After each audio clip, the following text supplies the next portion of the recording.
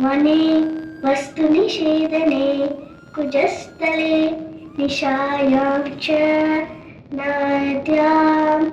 अमरमण्डले तुरङ्गे खण्डने वायो शयने कवनोद्यमे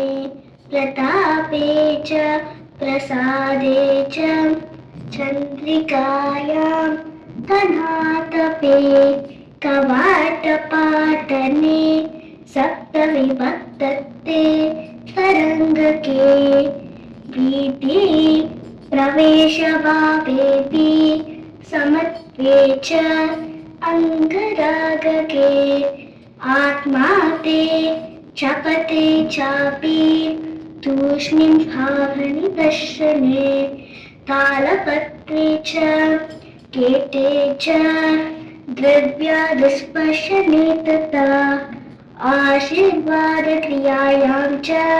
नृपश्रेष्ठस्य भावने तत्रेति वचने सिंहौदो सुकृदिक्रमे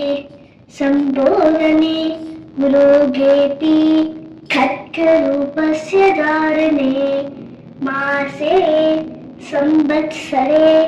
वर्षदिने सम्माजने तथा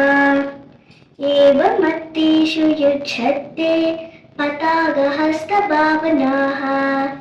नमस्ते। श्रीराम बन गया भो राम, श्रीराम बन गया भो राम, श्रीराम बन गया भो